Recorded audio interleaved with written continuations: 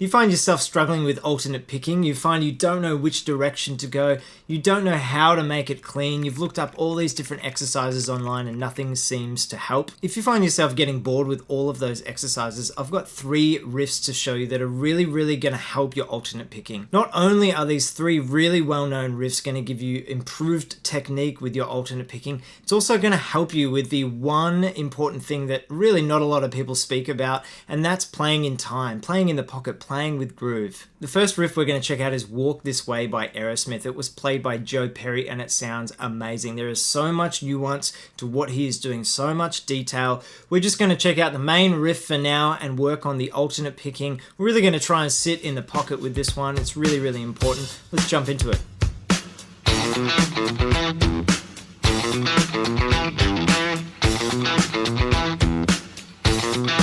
So if you think of alternate picking as a smaller version of strumming, you've got this constant motor that's happening with down, up, down, up, down, up, no matter what you're doing.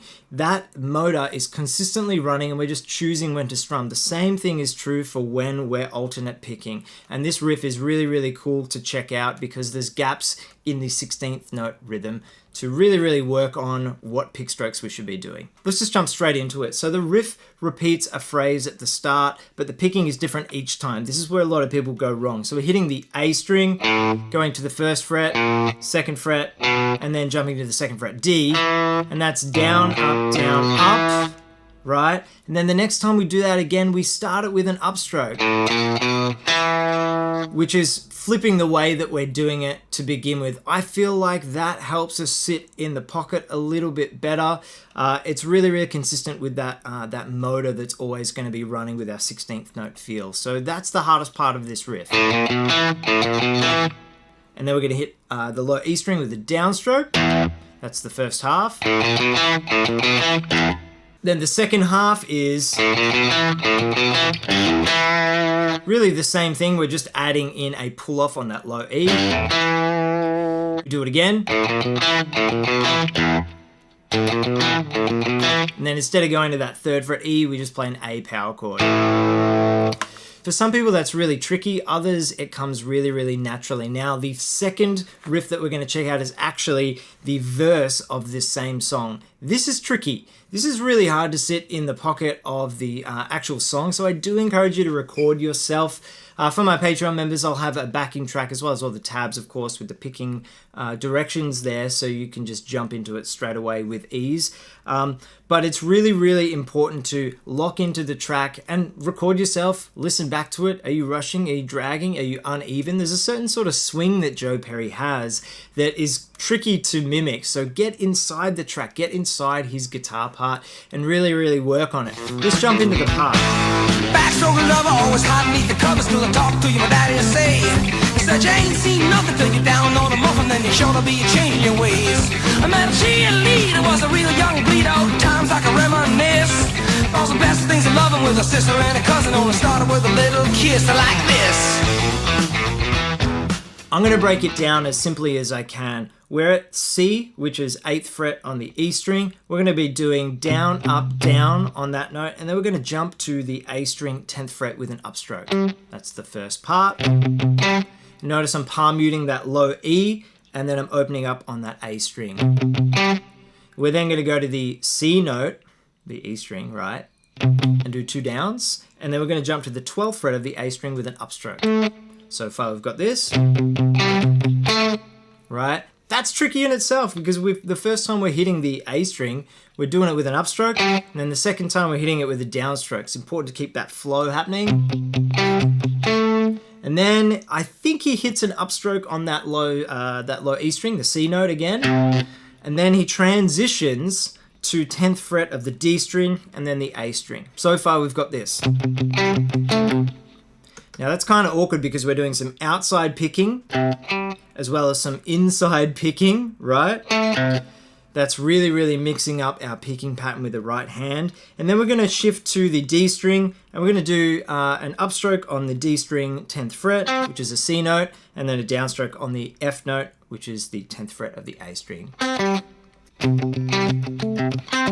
The last part, he has this real bounce to it. It's really, really cool. We're going to go 13th fret on the A, and then we're going to do an upstroke on the 10th fret, and then downstroke on the 12th fret A, and then going back to that 10th fret with an upstroke.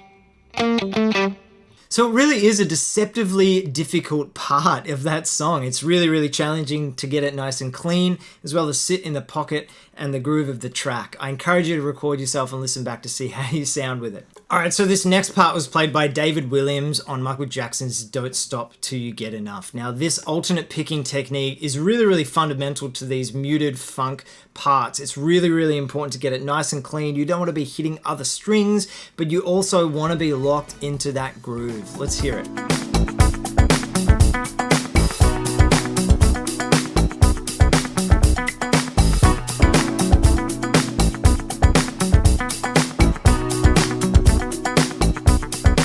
So I'm going to give you the notes only and the picking pattern, and then we're going to incorporate all of the percussive muting afterwards. We're going to start that motor with that alternate picking thing happening, but we need to get the notes down first. So let's jump into the lick. We've got 3 notes, B, F sharp, and A. Those are the notes that we're going to be using. That's the first part. So all I'm doing on those notes is down, up, down, up, up. Right? The second half is very, very similar, except the A note is a semiquaver, or a 16th note for the Americans out there, earlier. Check it out. So the last 3 things in that second part are just 3 upstrokes, and that's where a lot of people go wrong with the picking direction as well as the timing. A lot of people rush those upstrokes. It's really important to sit back in the groove and just lock into the hi-hat, lock into the drums in the track. So the whole thing together, just the notes, no muted percussive parts between, sounds like this. I'll yell out the picking pattern. Down, up, down, up, up, down, up, up. That one semiquaver or 1/16th note change really, really makes a difference. It's kind of like a call and response between those parts. Now, what happens when we bring in this percussive sound? It adds an extra layer of complexity. Really, all you have to do between each of those picked notes, being B, F sharp, or A, is just keep that motor running.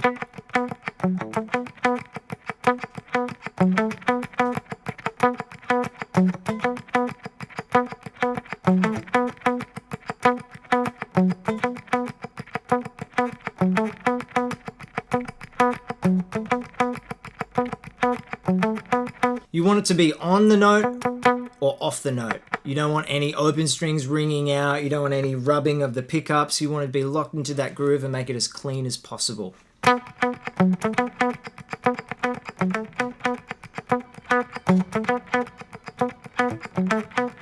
So there you have 3 challenging parts for all different reasons, all focusing on the alternate picking, the cleanliness of it, sitting back in the groove, sitting in the pocket of the song, not rushing. As guitar players, for some reason we all want to rush, or we all have a habit of rushing. Maybe it's because we're so excited to play the guitar. I don't know. Tabs and the backing tracks, if you want to play along, all available on my Patreon page. Links in the description. Thanks so much, guys. See you on the next one. Cheers.